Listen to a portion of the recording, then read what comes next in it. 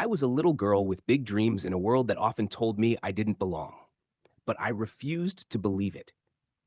From the south side of Chicago to the White House, my story isn't just mine. It's the story of countless others who dared to dream despite the odds. This is the journey of Michelle Robinson Obama, a woman who became more than she ever imagined and inspired millions to do the same. Michelle's journey began in a modest house in Chicago's South Side, a tight knit community where resilience was woven into everyday life. Her father, Fraser Robinson, worked tirelessly as a city water plant employee, despite battling multiple sclerosis. He never allowed his condition to define him, and Michelle grew up with his unwavering mantra: work hard, stay true, and never give up. Her mother, Marion, was the quiet force of the family, a woman who taught Michelle to question the world, but remain rooted in integrity. You are as good as anyone else, Marion would say, planting the seeds of self worth in her daughter's heart. In the Robinson household, education wasn't just encouraged, it was a mandate. The family didn't have much, but they had encyclopedias, library cards, and a kitchen table where life lessons were shared. Michelle and her older brother, Craig, were taught to excel, not just for themselves, but for their community. At Whitney Young High School, a magnet school in Chicago, Michelle's ambition began to bloom. She was surrounded by students from diverse backgrounds, many of whom came from wealthier families. Yet, Michelle stood out, not for her resources, but for her determination. She often stayed up late, poring over textbooks, driven by a hunger to prove that her zip code didn't define her potential. Princeton University was her next step, a leap into a world that seemed both exhilarating and alien. At Princeton, Michelle was one of the few black students on campus.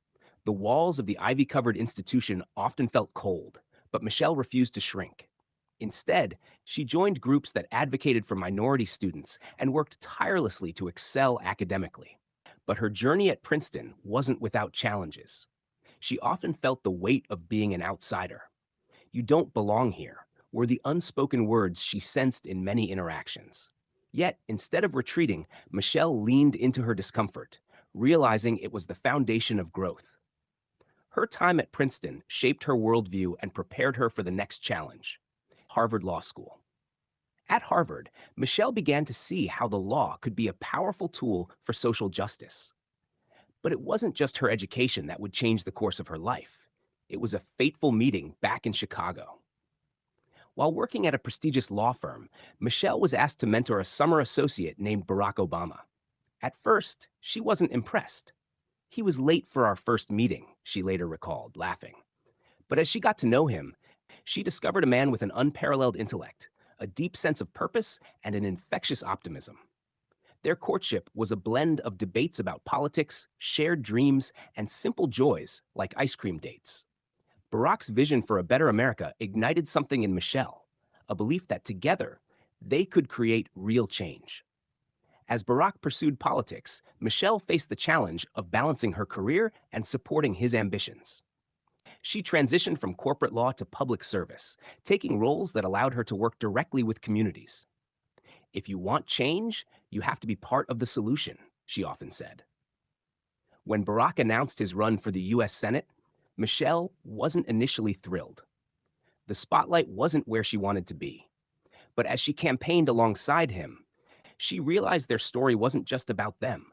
It was about the millions of Americans who saw hope in their journey. When Barack became president, Michelle stepped into a role that no first lady before her had fully defined. She wasn't just the president's wife, she was a leader in her own right. As First Lady, Michelle focused on initiatives that addressed systemic issues.